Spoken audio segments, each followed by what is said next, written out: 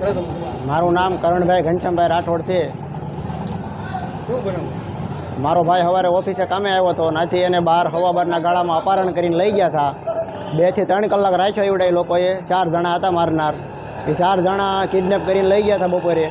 પછી મારા ભાઈને લઈ જઈને આમ કાટમાં, ભાલની કાટમાં લઈ જઈને મારતા હતા, બરાબર। એટલે મને વાત મળી એટલે ના હું ગયો, એને ધોકા સરિયું બતાવી, એના મોબાઈલ લઈ ગયા છે। એના ખિસ્સામાં મેં સવારે 15,000 રૂપિયા આપ્યા હતા મારી બેનને દેવા, એ 15,000 રૂપિયા કાઢી ગયા છે।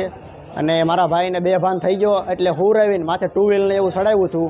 પછી ગાડીમાં લઈને આવતા હતા, હું સામો આવતો હતો તો એવડા એ લોકોએ એક ખટરો આવતો હતો, ખટરામાં નાખી દેવાનો, જાનથી મારી નાખવાનું કર્યું હતું। ખટરામાં નાખી દેવાની તૈયારી કરી હતી લોકોએ। તાઉના પહોંચી ગયો, ખટરા નાખવાની તૈયારીમાં હતા, તો અમે ચાલુ ગાડીએ મારી ગાડીમાં લઈ લીધો છે એને। અને પછી હું દવાખાને લઈને જતો હતો તો એવડા એ લોકો મારા ભાઈની પાછળ આવ્યા મારવા ફરીને તે એ કે તું દવાખાને હોય તો ના આવીને તારા ભાઈને અમે મારી નાખવી છે કે। પછી મારી બેનને આવતા હતા, મારી બેનને એને રસ્તામાં એવડા એ લોકો આડા ફેર્યા ધોકાને એવું લઈને।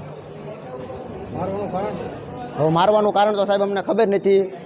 અમારી એવી નમ્ર વિનંતી છે કે પોલીસ આમાં કાર્યવાહી ઝટ કરે અને ઝટ મારા ભાઈને ન્યાય મળે। એવડા એ લોકો ફૂલ નશામાં છે અત્યારે, પીધેલી હાલતમાં એવડા એ લોકો હજે ફોન કરીને ગાળું દે છે।